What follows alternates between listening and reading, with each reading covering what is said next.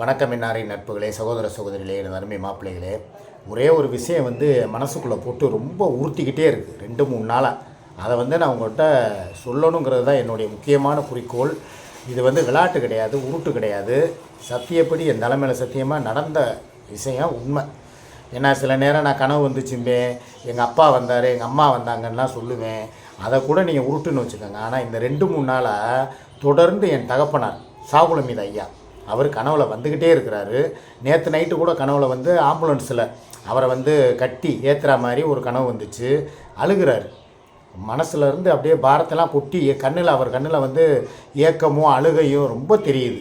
அப்போ தான் நான் யோசித்தேன், நம்ம குடும்பத்துக்கு இவ்வளோ பிரச்சனை நடந்துக்கிட்டு இருக்கு. நான் தனியாக இருக்கேன், சூர்யா கூட இருந்துக்கிட்டு என் குடும்பத்தை கவனிக்காமல் விடுறது. அதே மாதிரி சுமி சுகையிலுன்னு சொல்லி அவள் ஒரு பக்கம் பித்து பிடிச்சி கிறுக்கு மாதிரி தெரிகிறது. என் பெரிய பையன் என் குடும்பத்தை விட்டு விலகி அவன் தனியாக போனது. என் பேரனுக்கும் எனக்கும் எந்த ஒரு அன்பின் வெளிப்பாடோ இல்லை பேச்சுவார்த்தை. முந்தியாவது சுமி வீட்டில் இருப்பாள், என் பையன் பேரனை விட்டுட்டு போவான். அதுக்கப்புறம் அவன் மூலியமாக வீடியோ காலில் என் பேரனை நான் பார்ப்பேன்.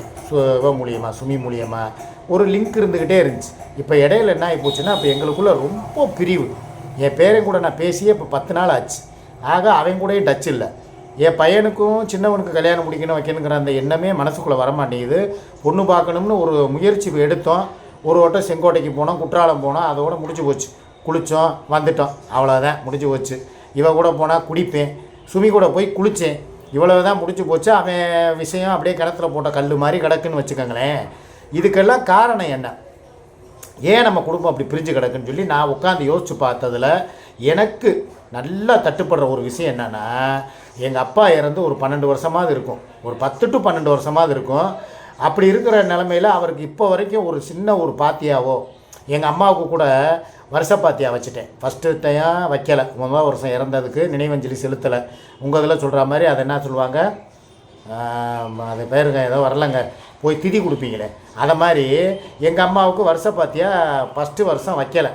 செகண்ட் இயர் நான் ஒரு சிறப்பாக கோலாகலமாக வீடை வெள்ளையடித்து ரெடி பண்ணி எல்லாம் பார்த்தேன், வச்சேன். உங்களுக்கும் தெரியும், நல்லா செலவு பண்ணி செஞ்சேன். என் குடும்பத்தை கூப்பிட்டு சுமி, நான், என் குடும்பம் எல்லாம் இருந்து பிரியாணி சாப்பிட்டோம். அதில் பிரச்சனை வந்துச்சு. சூர்யா உடால லடாய் பண்ணது, அந்த விஷயம் போலீஸ் ஸ்டேஷன் வரைக்கும் போனது எல்லாமே தெரியும் உங்கள் எல்லாருக்கும். ஆனாலும் இப்போ எனக்கு உள்ள ஒரு மனக்குறை என்னன்னா, எங்கள் அப்பாவுக்கு இது வரைக்கும் நான் மனசார சொல்கிறேன், ஒரு தடவை கூட அவருக்கு இந்த மாதிரி விசேஷம் வைக்கணும், பாத்தியா ஓதணும், எங்கள் அப்பாவை நினச்சி ஏதாவது யாருக்காவது சாப்பாடு கொடுக்கணும், அந்த எண்ணமே என்கிட்ட வரவே இல்லை.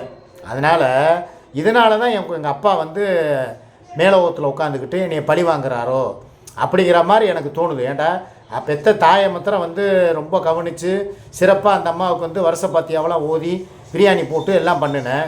நான் உன்னை பெத்தவன், ஒரு தகப்பேன், எனக்கு நீ என்னடா பண்ண அப்படின்னு சொல்லி எங்கள் அப்பா என்னை சோதிக்கிறாரோ அப்படிங்கிற மாதிரி எனக்கு ஃபீல் ஆகுது. அதனால் எங்கள் அப்பாவுக்காக ஒரு ஃபங்க்ஷன் மாதிரி வச்சு, ஃபங்க்ஷன்னா மிகச்சிறப்பாக இல்லை, ஏன்னா அது முந்தி கூட எனக்கு பல சப்போர்ட்டர்ஸ் இருந்தாங்க. என் தங்கச்சி பிள்ளைங்க, மாப்பிள்ளைங்க எல்லாம் உதவி பண்ணாங்க. ஏதோ நானே எங்கள் அப்பாவுக்கு விசேஷமாக எங்கள் அம்மாவுக்கு விசேஷமாக அந்த பிரியாணிலாம் போட்டு வெள்ளையடித்து எல்லாம் பண்ணேன். ஆனால் எங்கள் அப்பா விஷயத்தில் நான் யாருக்கிட்டையுமே எந்த காசும் கேட்குற ஐடியா இல்லை. நான் பல முறை சொன்ன மாதிரி தான், அன்பு ஒன்றே போதும், அன்பளிப்பு தேவையில்லைன்ட்டேன். அதுபடி தான் நான் இப்போயும் போய்கிட்டு இருக்கேன். ஸோ நான் என்ன நினச்சிருக்கேன்னா, சிம்பிளாக அவருக்காக ஒரு விசேஷம் மாதிரி வச்சு, இதே வீட்டில் தான் அவரும் இறந்தார். அப்போ 10 வருஷத்துக்கு முன்னால். இப்போ தானே மீடியா இருக்குது, யூடியூப்பு அது இதுன்னு இருக்கிறதுனால எங்கள் அம்மாவுடைய இது எல்லாருக்கும் தெரியும். எங்கள் அம்மாவே எல்லோரும் பார்த்துருக்கீங்க, எங்கள் அப்பாவை பல பேர் பார்த்துருக்கு வாய்ப்பு இல்லை.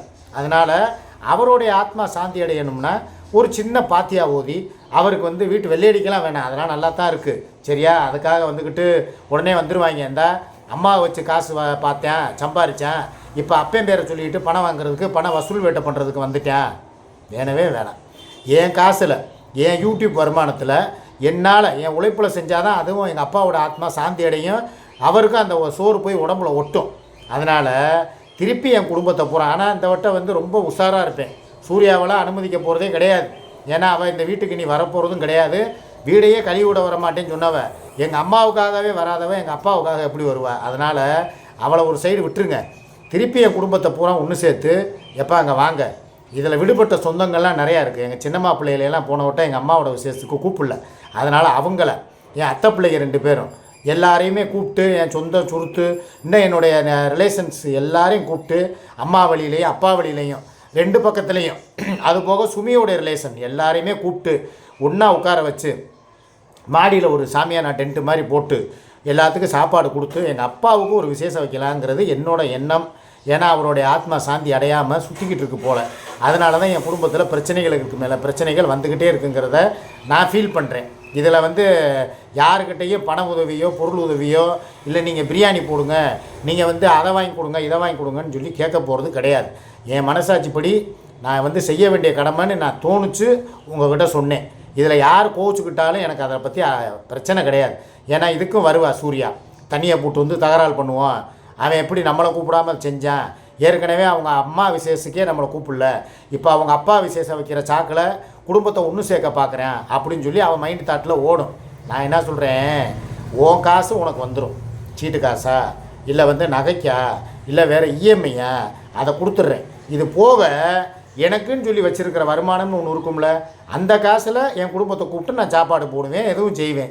உன் காசுலையோ பைசாவிலையோ நான் காசு கை வைக்க மாட்டேன். ஏன்னா அவள் இப்போ என்ன தெரியுமா யோசிப்பா, அந்த வீடியோ பார்த்துட்டு ஆஹா திருப்பி பழையபடி 7:30 கூட்ட போகிறேன், போன வட்டமாவது குவாட்டரை போட்டு தகராறு பண்ணோம், இந்த வட்டம் படிச்சுட்டு அரங்கத்தையே அதிர விடுவோம், வீட்டையே அல்லோல கல்லோல படுத்துவோங்கிறத ஒரு மைண்ட் தாட்டுக்காக வந்திருப்பா.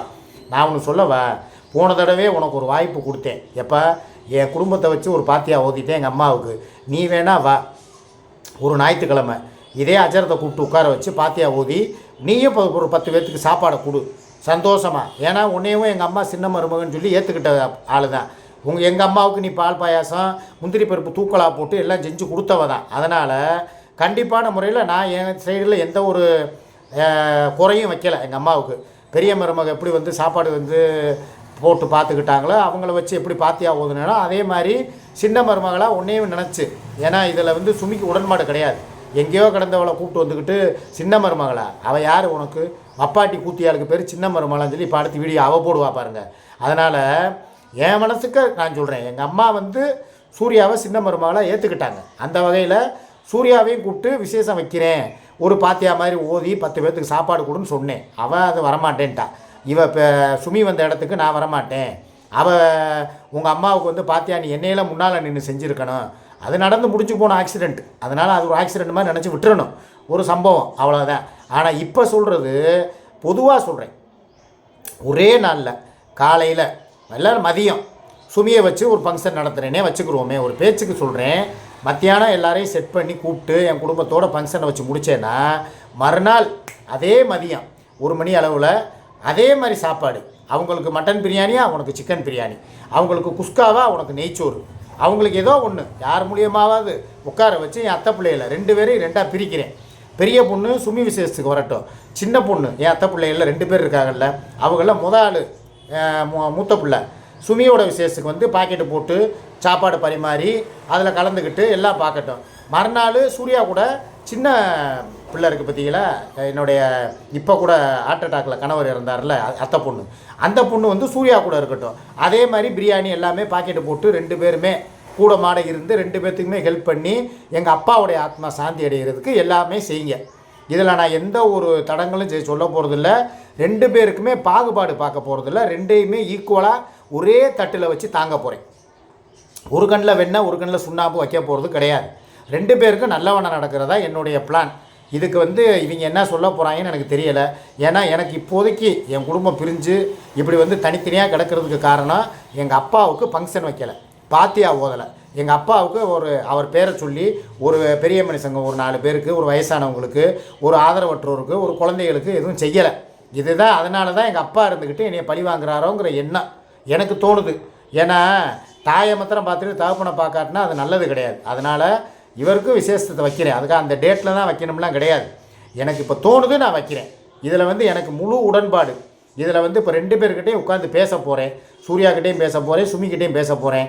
நல்ல காரியம், அதாவது ஒரு வயசானவங்களுக்கு ஆத்மா சாந்தி அடைகிறதுக்காக செய்ய போகிற விசேஷம். இதில் 2 பேருமே கோஆப்ரேட் பண்ணி எந்த ஒரு தடங்களும் இல்லாமல் நல்லபடியாக நடத்தி கொடுக்கணும். இதுதான் என்னுடைய ஆசை, எல்லாமே. இதில் ஏதாவது பிரச்சனை பண்ணி வில்லங்க இழுத்து நான் அன்றைக்கி இல்லை நீ பார்த்துக்க உன் குடும்பத்தோடையே பண்ணு அப்படின்ட்டு கடைசி நேரத்தில் தண்ணியை போட்டு தகராறு பண்ணால் போன தடவை மாதிரி இந்த வட்டம் வந்து போலீஸ் ஸ்டேஷன் வரைக்கும் போயிட்டு வேணான்னு சொல்லி சமரசம் முயற்சியெல்லாம் வாபஸ்லாம் வாங்க மாட்டேன். அடுத்து ஜெயிலு தான், வாரண்டு தான். ஒரே வார்த்தையில் சொல்லிடுவேன், இந்த விஷயத்தில் இறக்கம் பார்க்காதீங்க சார், அவளை என்ன வேணாலும் பண்ணுங்கன்ட்டு நானும் சுமி சேர்ந்தே கையெழுத்து போட்டு என் குடும்பத்தோடு உன்னை உள்ளே தூக்கி வைக்கிறதுக்கும் தயாராக இருக்கும்.